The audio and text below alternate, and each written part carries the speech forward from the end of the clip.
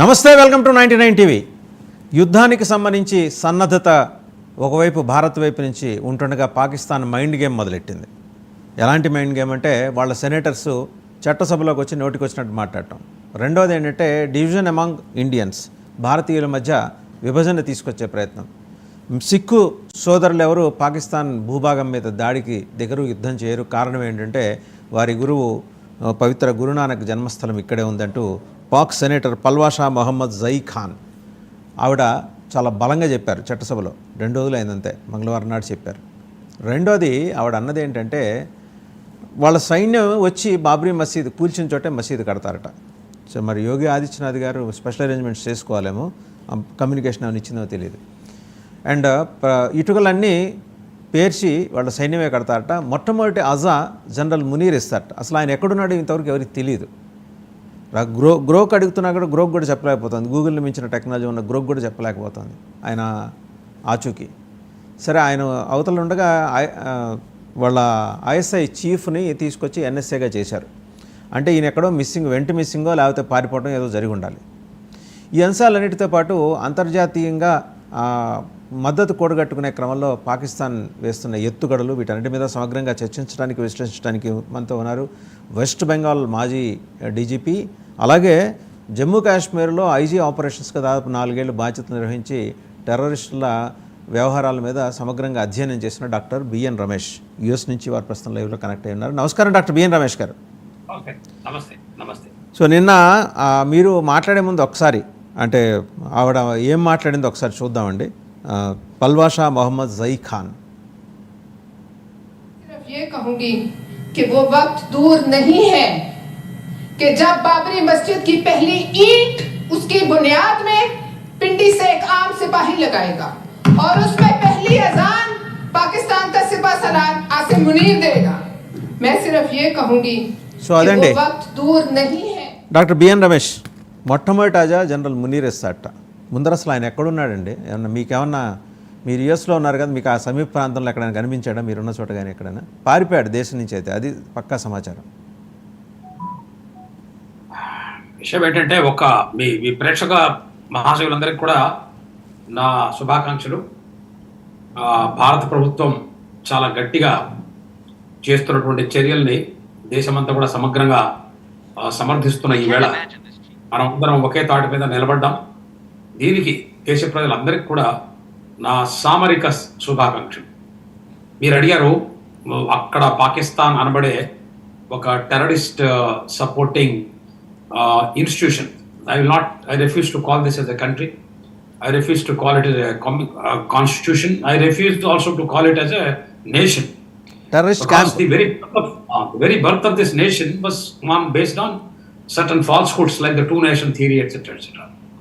Now the continuation of the same two-nation theory నే వాళ్ళు మరి ఒక్కొక్కసారి ఒక old wine in the new bottle లాగానే అలా చెప్పుకుంటూ వస్తారు. అన్ఫార్చునేట్లీ ఈసారి old wine in the old bottle. ఈ మహానుభావురాలు ఈవిడ కూడా ఒక స్త్రీ, ఆవిడకి నమస్కారం చేస్తూ, ఎందుకంటే స్త్రీని గౌరవించడం మన దేశం మనకు నేర్పించింది. అందుకని ఆవిడని గౌరవిస్తూనే ఆవిడ తన వంతు తాను చేసుకున్నారు. పాకిస్తాన్లో మళ్ళీ సెనేటు, మళ్ళీ చట్టసభలు, మళ్ళీ వాళ్ళు మాట్లాడాలి, ఇవన్నీ కూడా చూస్తుంటే నాకు నవ్వు వస్తుంది. ఎంత నవ్వు వస్తుందంటే, మన దేశంలో కొన్ని రాష్ట్రాలు ఉన్నాయి, మన దేశంలో కూడా కొన్ని రాజ్యాలు ఉన్నాయి. ఆ రాజ్యంలో అన్ని రకాల ఐపీసీ ఎఫెన్స్ చేసిన మహానుభావులు కొంతమంది ముఖ్య స్థానాల్లో ఉండి వాళ్ళు మాట్లాడుతుంటారు ఫెడరలిజం అని. అలా వాళ్ళు ఫెడరలిజం అంటే మాట్లాడుతున్నప్పుడు నాకు ఎంత పక్కపక్కమని నవ్వు వస్తుందో వీళ్ళని చూసినప్పుడు కూడా అదే రకంగా నవ్వు వస్తుందండి. ఇదేంటంటే వాళ్ళ లాయల్టీని ఇవన్నీ ఎలాంటిదంటే, మునిగిపోతున్న నౌకలో ఉండే ఎలుకలు కొన్ని తమ లాయల్టీని చాటుకునే క్రమంలో చేస్తున్నటువంటి ఒక మూర్ఖ ప్రలాపన అండి. దీన్ని బెంగాలీలో చెప్పాలంటే అనాథ కుకురేర్ ఆర్తనాథ్, అంటే the orphaned dogs last shout.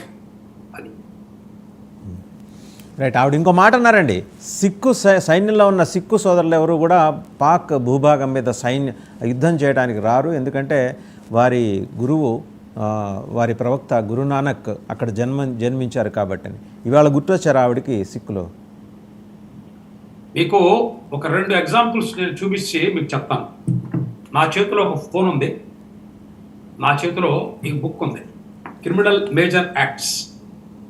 ఈ క్రిమినల్ మేజర్ యాక్ట్స్ అనేది మీరు చూస్తున్నారు, ఈ బుక్ క్రిమినల్ మేజర్ యాక్ట్స్ అని. ఇది ఈ రెండింటికి ఉన్నటువంటి సంబంధం ఏంటంటే, ఈ రోజున ఏ విషయం వచ్చినా సరే ఈ మహానుభావురాలు పాపం మర్చిపోయినట్టుంది. అసలు ఖాళిస్తాన్ మూవ్మెంట్ను లేవదీసిన వ్యక్తే జనరల్ జియావుల్. అతను ఏ రకంగా చచ్చిపోయాడో మనం చూసాం. సిక్కుల్ని ప్రేరేపించి సిక్కిస్తాన్ ఖలిస్తాన్ అనేది పెట్టి ఒక బంగ్లాదేశ్ ఏర్పాటు చేసిన దానికి ఇదిగా చేసినటువంటి వ్యక్తి అతను ఏ రకంగా చనిపోయాడో మనం చూసాం. సిక్కుల యొక్క గురువుల్ని ఔరంగజేబ్, వీళ్ళ మినిస్టర్లోనే ఔరంగజేబు అని ఒక మినిస్టర్ ఉన్నాడు.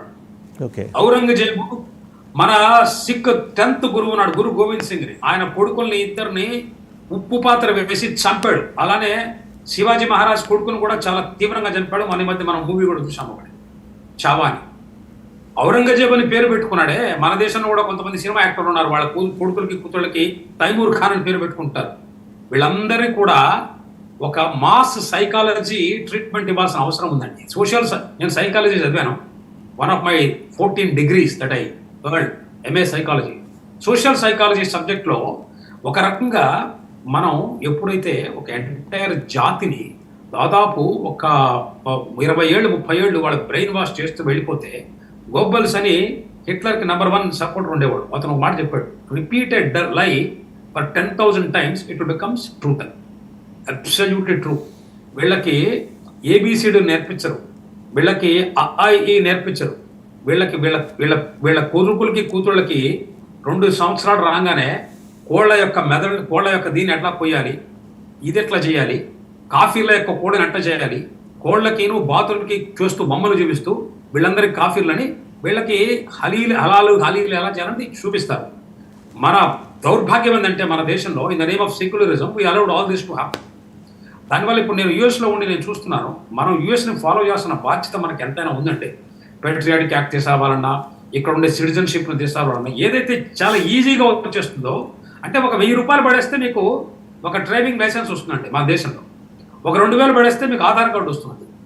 ఇంకా తక్కువేమో నాకు తెలియదు. కొన్ని స్కీమ్స్ ఉంటాయి కదా, ఒక ఆధార్ తీసుకుంటే 3 ఫ్రీ. అలాంటి స్కీమ్స్ కూడా ఉన్నాయో నాకు ఐడియా లేదు. ఇప్పుడు పుల్వామా, ఈ అనంతనాగ్ పహల్గాం చేసి దేశాన్నంతా కుదిపారు. మన అహ్మదాబాద్లో కూడా మనం చూసాం, చాలా మంది పట్టుబడ్డారు. నేను అహ్మదాబాద్ చీఫ్ మినిస్టర్ గారికి మీ ద్వారా అపీల్